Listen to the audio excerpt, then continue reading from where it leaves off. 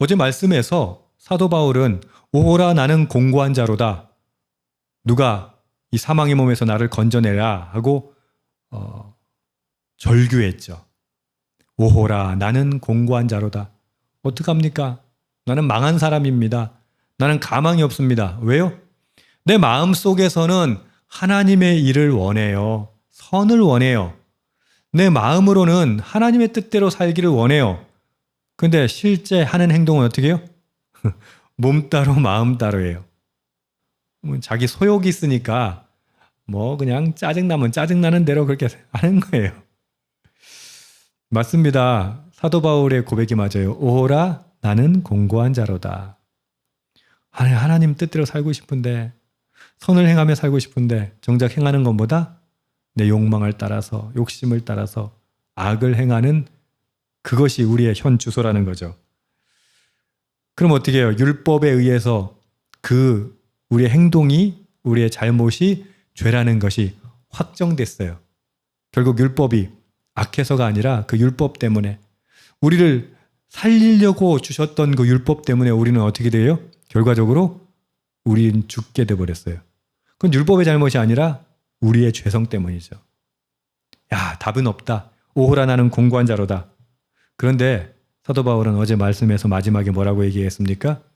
예수 그리스도, 이 이야기를 하죠. 우리의 소망이 뭐가 있어요? 우리 내적인 힘을 가지고는 구원받을 수 없다는 거예요. 우리의 능력으로는 하나님의 의를 이룰 수가 없어요. 그러나 외적인 힘에 의해서 우리는 구원받게 돼요. 우리는 하나님의 의를 행할 수 있게 돼요. 오늘 이야기가 바로 그 이야기입니다. 1절, 그러므로 이제 그리스도 예수 안에 있는 자에게는 결코 정죄함이 없나니 이는 그리스도 예수 안에 있는 생명의 성령의 법이 죄와 사망의 법에서 너를 해방하였음이라. 아멘. 율법으로 말하면, 우리의 행위로 말하면 도무지 구원받을 수 없는데, 예수 그리스도께서 십자가의 죽으심으로, 그분이 우리의 모든 죄를 짊어지고 죽으심으로 우리는 이제 어떻게 됐다? 정죄함이 없게 됐다. 이제는 생명의 성령의 법이 죄와 사망의 법에서 너를 해방했다. 여기 법에 동그라미 치시고요. 노모스라는 말인데, 이건 법은 우리 법률을 말하는 것이 아니라 지배 질서를 말하는 거예요. 통치 원리를 말하는 겁니다. 영향력을 말하는 거예요. 우리는 어떤 이제 지배를 받게 됐다? 생명의 성령의 법. 그러니까 여기 어렵게 생각하지 마시고 생명을 부여하는 성령의 법으로 우리는 지배받는다는 거예요. 우리의 시스템이 OS, 운용체제가 완전히 바뀐 거예요. 생명을 주시는, 생명을 부어주시는 그 성령의 시스템, OS가, 오퍼레이팅 시스템이 우리에게 이식된 거예요. 그러니까 인스톨된 거예요. 깔린 거예요. 이해되십니까? 그러니까 죄와 사망의 법, 다시 말해서 죄와 사망의 영향력에서 우리는 해방되었다라고 이야기합니다. 여러분들 이거 이론적으로 잘 아시죠? 그 이야기를 다시 이렇게 얘기합니다. 율법이 육신으로 말미암아 연약하여 할 수 없는 그것을 하나님은 하시나니. 율법은 죄가 죄라는 것을 우리에게 가르쳐줬죠. 그런데 율법이 죄에서 구원하지는 못해요. 율법은 선한 거예요. 율법은 의로워요. 어제 사도 바울의 이야기한 것처럼 율법은 거룩한 거예요. 근데 문제는 뭐예요? 그 율법이 의롭고 선하지만 우리를 구원하지는 못해요. 우리를 구원하시는 이는 누구예요? 하나님이란 말이죠. 하나님이 하시나니 곧 죄로 말미암아 자기의 아들을, 이제 그 방법을 이야기하는 겁니다. 죄 있는 육신의 모양으로 보내어 육신의 죄를 정하사. 여기서 죄를 정한다는 말은 죄에 대한 심판을 말하는 거예요. 그래서 자기 아들을 죄 있는 육신의 모양으로 보내서 육신의 죄를 심판했다라고 말씀하세요. 하나님이 인간이 돼서 오셔가지고 인간의 모든 죄를 짊어지고 죄를 정하사, 다시 말해서 심판을 당하신 거예요. 하나님의 공의가 만족된 거예요. 이름으로써. 이러니까 어떻게 된다고요? 이제는 결코 정죄함이 없게 되었다. 죄와 사망의 법에서 우리는 해방되었다. 이렇게 얘기하는 겁니다. 4절부터가 이제 그러면 육신에 속한 자와 영에 속한 자, 아니면 육신을 따르는 자, 영을 따르는 자, 이렇게 설명하는데 여러분 오해하지 마세요. 영육 이원론을 말하는 거 아닙니다. 영육 이원론은 뭐예요? 영과 육이 따로 있다고 생각하는 거예요. 그래서 영은 거룩하고 육은 악해요. 그거는 헬라 철학이 영향을 받은 거거든요. 실제 초대 교부들도 이제 초대 신학에서 초기 신학에서는 이 영육 이원론이 교묘하게 섞여서 우리에게까지 이어졌어요. 그래서 우리 그리스도인들이 현대 그리스도인들도 약간 오해하는 게 영은 더러운 것이고 영은 선한 것이고 육은 악한 것이다. 아까 내가 똑바로 얘기했나 모르겠다. 육은 악하고 영은 선하다. 그 얘기를 좀 생각하고 그런 개념을 가지고 살아가시는 분들이 꽤 많아요. 그리스도인들 중에. 지금 여기서 말하는 영과 육신을 구분하는 건 그런 영육 이원론을 말하는 것이 아닙니다. 그러니까 육신이라고 말할 때는요. 하나님 없이 자기 힘으로만 살려고 하는 그런 인간의 실존 상태를 얘기하는 겁니다. 육신이란 말은 하나님 없이 자기 힘으로 살려고 하는 거. 그럼 영은 뭐예요? 성령의 지배를 받는 새로운 실존 상태를 얘기하는 거예요. 자, 이해되십니까? 육신이라고 하는 건 하나님의 영의 지배를 받지 않는 거. 그럼 여기 영이라고 하는 건 하나님의 영의 지배를 받는 거. 이렇게 생각하셔야 됩니다. 4절부터 한번 다시 읽어볼게요. 육신을 따르지 않고 그 영을 따라 행하는 우리에게 율법의 요구가 이루어지게 하려 하심이라.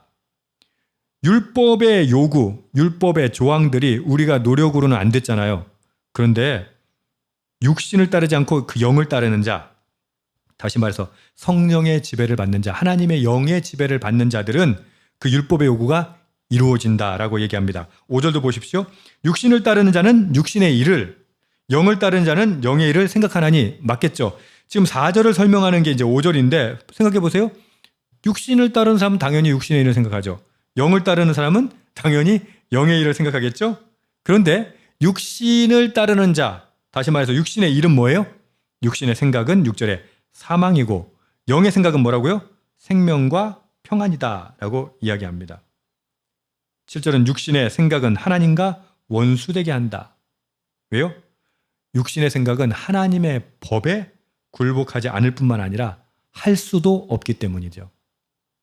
이거 어렵게 생각하지 마시고 이렇게 생각해 보세요. 과거에는 우리는 율법을 지키려고 부단히 애를 썼어요.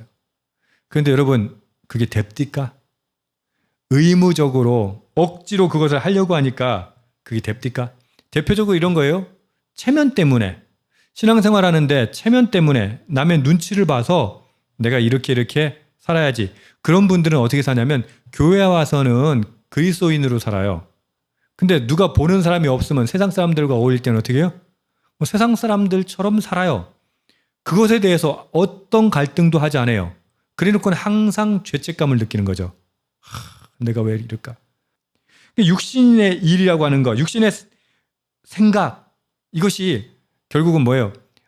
율법을 아예 몰랐으면 죄라고 생각 안 했을 텐데 율법을 아니까 그것 때문에 끙끙대면서 힘들어하고 그것을 지키려고 하지만 계속해서 실패하는 거예요. 그런데 예수 그리스도로 인한 성령, 다시 말해 하나님의 영이 우리 안에 들어오면 어떨까요? 억지로 하는 게 아니라 아이고 내가 이러면 안 되지. 그런 마음이 드는 거예요. 내가 예수 믿는 사람인데 내가 하나님의 자녀인데 이렇게 살면 안 되지. 동기가 다른 거예요. 아까 예수님과 동행한다는 내용으로 우리가 찬양을 했지 않습니까? 예수님과 동행한다고 생각해 보세요. 예수님과 항상 손잡고 간다고 생각해 보세요. 물론 예수님과 손잡고 있지만 다른 손으로는 딴짓할 수도 있어요. 그러나 예수님과 동행하고 있기 때문에 어떻게 해요? 금세 예수님 보면서 한번 멋쩍게 씩 웃고 또 변화되는 거죠. 그 하나님과 함께 한다는 것, 하나님의 영이 우리 안에 내주한다는 것, 하나님의 영을 따른다는 건 그런 거예요. 그래서 주님과 함께 동행하기 때문에 우리는 나도 모르게 변화되는 거예요. 성화되는 거예요.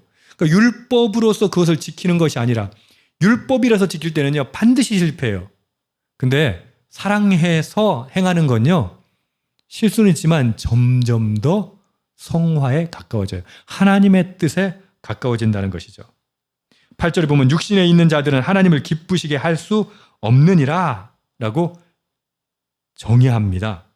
여러분, 하나님의 영이 우리 안에 없으면요, 페이크를 아무리 해도요 하나님 기뻐하지 않으세요. 그건 율법적인 삶이기 때문에. 그러나 우리가 하나님을 사랑하는 마음으로, 비록 우린 여전히 실수하고 여전히 잘못을 저지르지만 하나님 사랑해요, 내가 또 실수했어요 하면서 날마다 하나님께 더 나아갈 때 우리에게 놀라운 능력이, 은혜가 거하는 것이죠. 그게 9절입니다. 만일 너희 속에 하나님의 영이 거하시면 너희가 육신에 있지 아니하고 영에 있나니. 우리는 육신을 이미 입고 있어요. already but not yet이라고 했잖아요. 우리는 여전히 죄를 져요. 여전히 실패해요. 여전히 좌절해요. 그럴 수밖에 없어요. 그러나 우리는 하나님의 영이 거하는 순간 그때부터 우리는 육신에 있지 않고 영에 있는 사람입니다. 누구든지 그리스도의 영이 없으면 그리스도의 사람이 아니라. 내가 그리스도인이라면서요. 아니, 그리스도인이라면 내 안에 뭐가 있어야 돼요? 그리스도의 영이 있어야죠. 여러분, 하루하루 매 순간 살아갈 때 선택의 기로에서 그리스도의 영, 하나님의 영으로 살아가고 있는가, 우리 스스로에게 질문해 보십시오. 10절, 또 그리스도께서 너희 안에 계시면 몸은 죄로 말미암아 죽은 것이나, 아까 already but not yet이라고 했죠. 몸은 이미 죽었어요. 이미 우리는. 무슨 말이냐면 목사님 아직 살아있는데요. 여러분 100년 후에 여기 있을 것 같아요? 우리는 이미 정죄되었고 우리 육은 죽을 거예요. 그런데 그렇지 않다고 지금 사도 바울은 말씀하시는 거예요. 몸은 죄로 말미암아 죽은 것이나 영은 의로 말미암아 살아있는 것이니라. 영육 이원론 아니라고 했어요? 다시 말해서 하나님 육을 따르는 나의 나중에 하나님 없이 살겠다고 하는 사람, 그는 죽었으나 하나님을 따라 살기도 작정한 하나님의 영이 임재하는 성령으로 충만한 그 사람은 죽었으나 살아있는 거예요. 그 죽음이라고 하는 건 이 땅에서 겪게 되는 죽음이에요. 그러나 삶은 뭐예요? 이 땅에서 삶뿐만 아니라 영원히 하나님 나라에서, 새하늘과 새 땅에서 살게 된다라고 말하는 것이죠. 11절, 예수를 죽은 자 가운데서 살리신 이의 영이 너희 안에 거하시면, 여러분 중요합니다. 예수님을 살리신 영, 하나님의 영, 성령이 우리 안에 거하시면 그리스도 예수를 죽은 자 가운데서 살리신 이가 너희 안에 거하시는 그 영으로 말미암아 너희 죽을 몸도 살리시리라.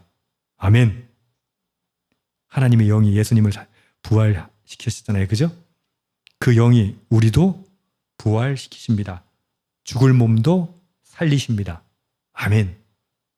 성령 충만하십시오. 하나님의 영으로 충만하십시오. 하나님의 영에 붙들려서 살아가십시오. 그것이 우리가 받을 수 있는 가장 큰 축복입니다. 가장 큰 은혜입니다. 가장 큰 영광입니다. 저와 여러분이 성령으로, 하나님의 영으로, 그리스도의 영으로 충만하기를 다시 한번 축복합니다. 아멘.